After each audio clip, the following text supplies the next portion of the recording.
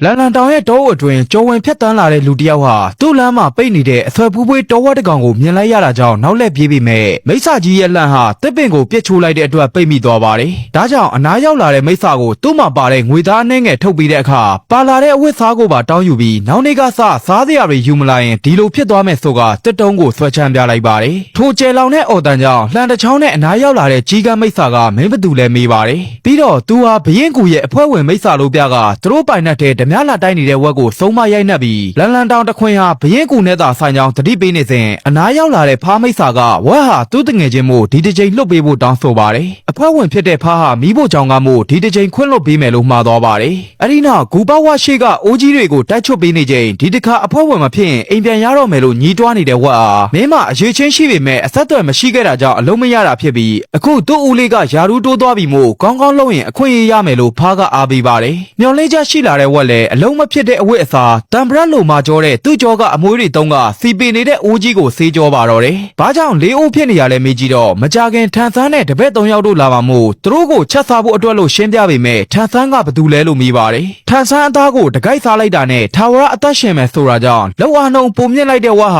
ာသူ့အလုပ်ကြိုးစားရင်ထန်ဆန်းရဲ့အသားနည်းနည်းလောက်ရနိုင်မလားမေးကြည့်တော့မင်းကြီးကလွယ်ပြီးဘသူမှစားခွင့်မရှိဘူးလို့ဆိုပါတယ်။ကြောပြင်းနေရဲပြီးအမွှေးပါလာတဲ့ဝက်ဟာမိစ္ဆာအဖွဲ့ဝင်ဖြစ်ခွင့်ရဖို့အရေးခေါင်းမှာရှိနေတဲ့အမွှေးနဲ့ကြိုးစားတိုက်ချွတ်နေပါတော့တယ်။ညရောက်တော့ဆေးထားတဲ့အိုးတွေကိုထွက်စစ်တဲ့မင်းကြီးကအခြားတိုက်ချွတ်ထားတဲ့အိုးတွေကိုစိတ်တိုင်းမကျလို့အပြစ်ပေးလိုက်ပြီးဝတ်တို့အိုးထန်ရောက်လာတော့တောက်ပြောင်နေတဲ့အိုးကိုတတိထားမိလိုက်ပါတယ်။သို့ပေမဲ့အနီးထိကတ်သွားပြီးအိုးကိုတလှဲ့ဝက်နဲ့ဖားကိုတလှဲ့ကြီးကဘယ်မလဲငါဘိုးဘေးတွေရဲ့စာလုံးမေးနေရကြောင်းသဘောမပေါက်တဲ့နှစ်ကောင်ကိုချက်ချင်းတပ်ပစ်ဖို့အမိပေးပါတယ်။ဒူးထောက်တောင်းမှန်နေတဲ့ဖားထန်ဓာတ်နဲ့ဝင်ပိုင်းနေပြီးမို့ဝက်ကပဲသူ့ရဲ့မာကြောတဲ့ခေါင်းနဲ့ဝင်ခံကဖားကိုဆွဲပြေးပါတော့တယ်။အဲ့ဒီနောက်အဆောင်တွေလက်ကလွတ်အောင်ကျင်းမြောင်းတဲ့လှိုင်ကောင်အတွင်းဝင်ပြေးလိုက်ပြီးဒါသူနေတဲ့အတိုင်းလို့ပြကဘလို့လောက်ရမလဲလို့စိုးရိမ်နေတဲ့ဖားကိုမင်းဦးလေးကပြောပေးမှာပေါ့လို့နှစ်သိမ့်ပေမဲ့ကိုအာမခံချက်မရှိတော့တဲ့သူ့ဦးလေးကသူ့အတွက်ထန်ဆန်းအသားနဲ့ပေးမှာလို့ရေကျွနေပါတယ်။လမ်းလျှောက်နေတဲ့ဖားကိုတားကလန်လန်တောင်ကနေထွက်သွားကြသို့လို့ခေါ်တော့ငါမှရှိတဲ့အလုတ်ကောင်းလေးကမင်းเจ้าအကုန်ပြောက်သွားပြီမို့အလုတ်ကိုပြန်ပြီးသူ့ရဲ့ထာဝရအသက်ရှင်ခွင့်ကိုပြန်ပြီးလို့ရိုင်းနှက်ပြဿနာရှာပါတော့တယ်။ဒါကြောင့်တော်တော်လို့អော်လိုက်ပြီးလမ်းမှာပဲရှိသေးတဲ့ထန်ဆန်းတို့ကိုသူတို့ကလက်ဦးမှုရယူပြီးအရင်ဖမ်းစားကြမယ်လို့အကြံပေးတော့မင်းကြီးက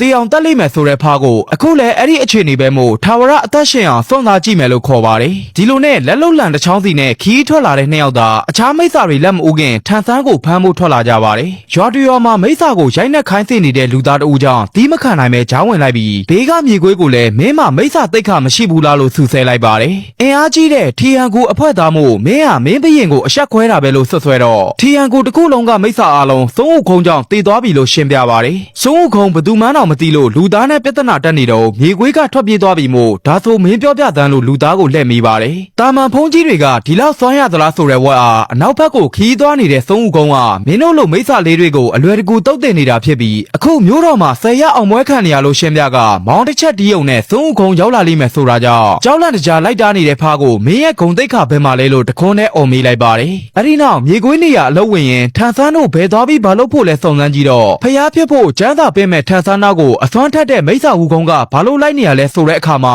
သုံးဦးကုန်းတို့ဟာလည်းမိစ္ဆာလို့တီးလိုက်ရပါတယ်။ဒီလိုနဲ့လူသားစီမှာတဏီကုံရိုင်းနှက်ခံခဲ့ရပြီးလက်ပလာနဲ့ထိုင်နေတဲ့ဖားဟာလက်ဆက်တဲ့ဖုံးကြီးအသားကိုစားရန်အိမ်မက်မက်နေတဲ့ဖားလို့အယူလို့လောင်ကြီးကအရန်ကြိုးသားမိခဲ့တာလို့ရှုံးပွဲချငိုပါတော့တယ်။နှစ်သိမ့်ပေးနေတဲ့ဝက်ကိုလေပင်ထားညစ်ခါငါးဘွားတစ်ခုလုံးကိုမင်းဖြတ်စီးပစ်လိုက်ပြီးမို့ဘာလို့ကိုဘာသာထန်ဆန်းနဲ့ကျန်းသာသွားမြူတာလဲဆိုတဲ့စကားကြောင့်ကျန်းသာပင့်မာကစိတ်ကူကောင်းမဲ့လို့အကြံရသွားပါတယ်။ထပ်ပြီးနားမလဲနိုင်ဖြစ်သွားတဲ့ဖားကိုမင်းကထန်ဆန်းလို့ငါကဝက်